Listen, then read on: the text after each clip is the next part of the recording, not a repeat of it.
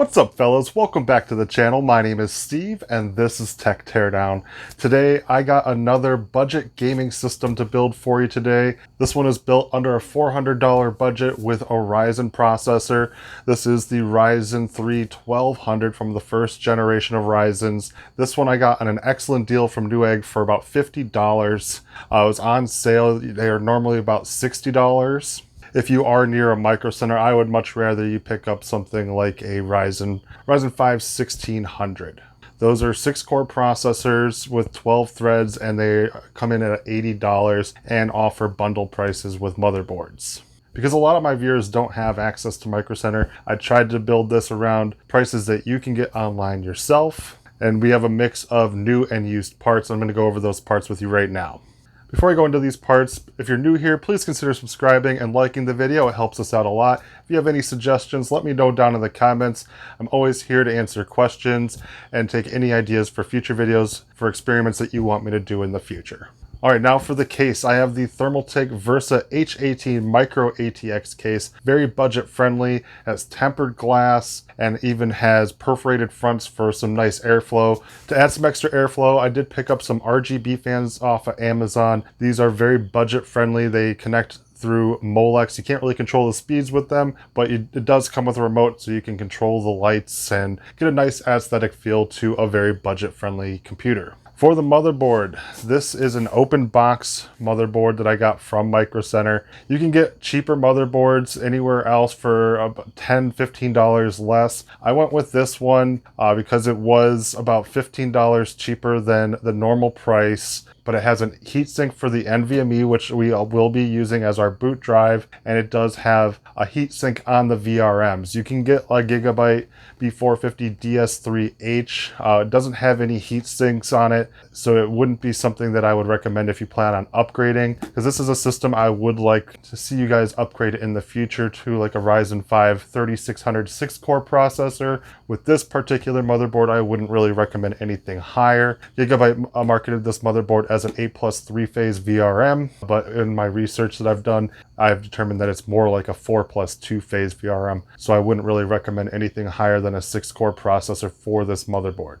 Now for our graphics card to play all of our games with, I picked this up on an excellent deal on eBay for $75. I really think that if you can get a deal like that on a GTX 1060, you should definitely jump on it. The GTX 1060 is an excellent value graphics card, especially if you can get it for the price that I paid on eBay. So definitely want to be patient with when you're scouring eBay for budget graphics cards. GTX 1060, RX 570, RX 580 definitely can be had for great deals if you look and be patient. Powering this system, I picked up this EVGA 500 watt power supply. It is not modular, but we are just going for straight budget friendliness right now, so I tried to save money wherever I could. And then for the memory, this is Crucial Ballistics. This is a CL16 3200 megahertz RAM.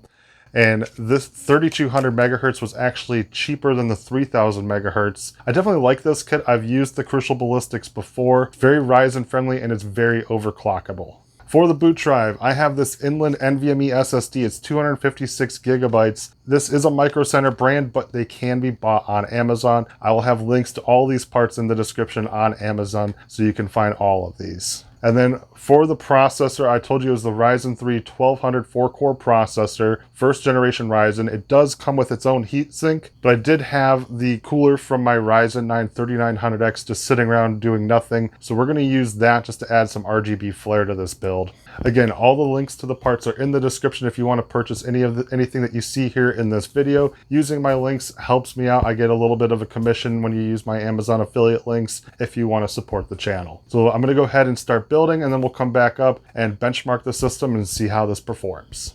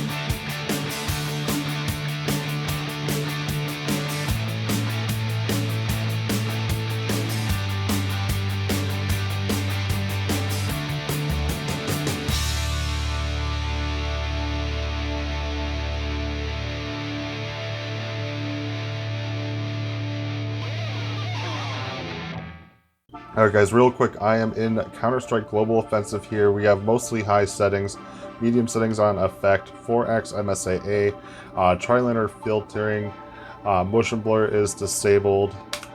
So we are playing war games right now. This is the gun game. It's one of my favorite modes to play in this game. And this is the map I like playing.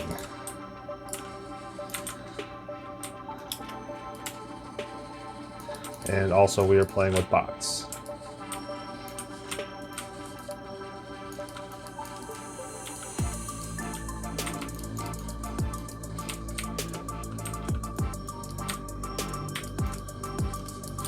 So for the CPU, it's 36 degrees Celsius, 70% usage, and the GPU's at about 20-30% usage. Counter-Strike is a CPU-intensive title, but we are getting over 100 FPS a lot of times.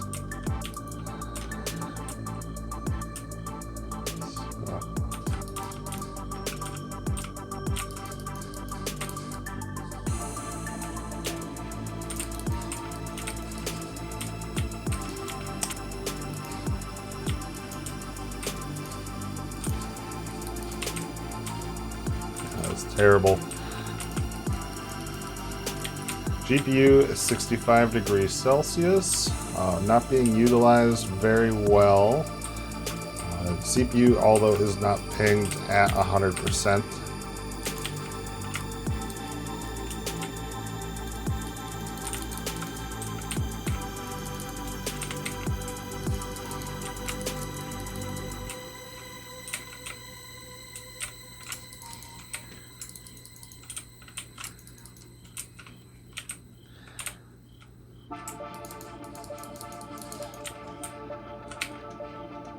Alright, and we are on the knife, and we are at 100 FPS over here.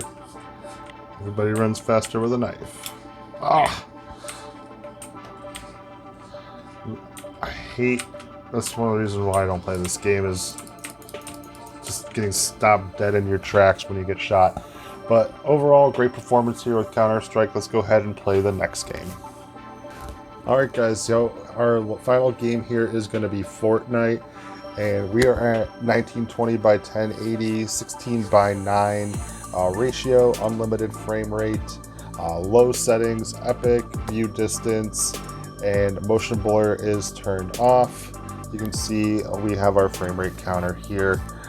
So we're going to go ahead and get into a solo match and see how this performs.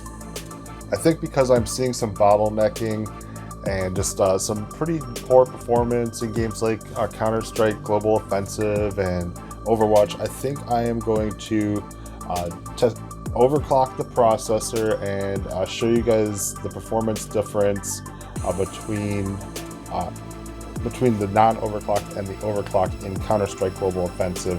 So once I'm done with this, I'm going to come back and play Counter-Strike Global Offensive with an overclock and see how that makes a difference in this title. Alright, here we go. We're going to drop into Salty Springs because that's where I like to go when I benchmark. And let's get out of here. So, saw here dip down into the 50s once I jumped out of the thing, but we're getting terrible frame times here, just jumping all over the place. See here if I can get it to steady up.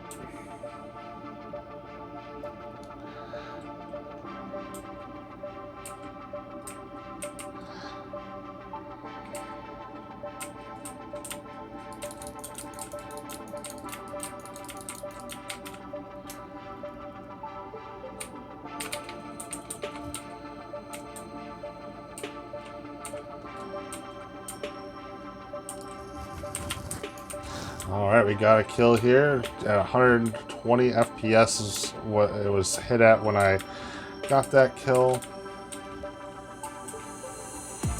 Oh, and I died. We'll watch some people that actually know what they're doing play. Fortnite is definitely not a game that I'm really good at playing. Not that I'm good at any game really, but we're getting really good performance here, and here we're getting 200 FPS, so this is doing really well. CPU is, however, pinged at 3100 megahertz or 3.1 gigahertz, and GPU only being utilized about 60%. Could have to do with just that we're on the lower settings. But we are going to go ahead, and I'm going to go ahead and overclock this processor and see exactly what kind of performance we can get out of this. Alright guys, as you can see, I got the 3.8 gigahertz overclock. I did that with 1.28 volts. And we are getting a lot better performance here.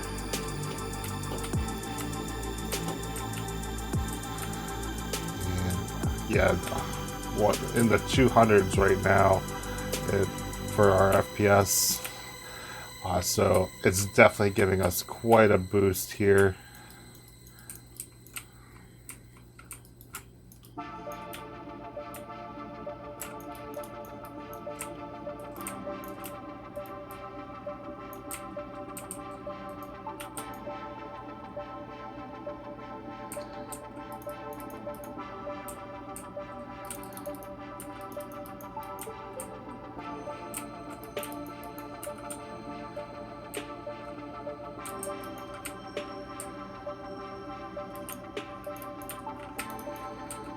Now our CPU we are getting about 44 degrees Celsius here. So the temperature went up a little bit, but using the Wraith Prism here, which is rated for a higher TDP, is doing a pretty good job of keeping it cool on this overclock.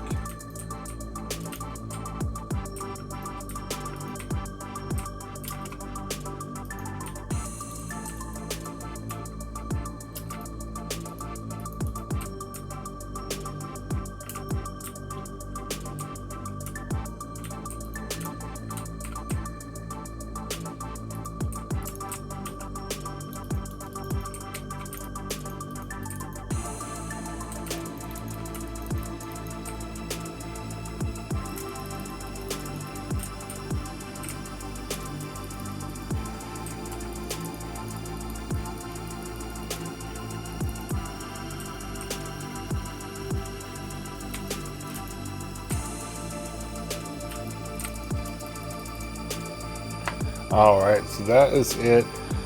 Definitely 3.8 gigahertz, 1.28 volts, excellent overclock for this system. Getting good temperatures, but even better performance now that we've done that overclock. So I would recommend that for anyone who wants to build a system like this with the Ryzen 1200. 4 cores is definitely becoming obsolete soon, so if you can afford the extra money, I would definitely go for the Ryzen 5 1600 over the 1200. But if you really need to save that money, then the 1200 is not a terrible option, depending on the games you want to play. This overclock is definitely giving us the boost that we needed to get the more playable performance in this game. So I'm going to go ahead and bring it back up top and wrap up this video.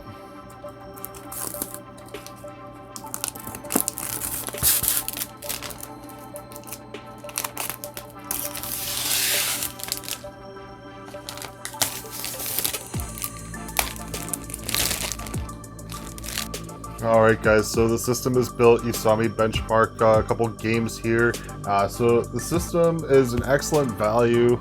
Like I said, I would much rather you guys pick up a Ryzen 5 1600 if you can afford the extra cost. But for $50, they're really run for like $60, but I got it on sale for $50. For a 4-core Ryzen 1200, it's not a bad deal for you. Definitely something that will get you into the game.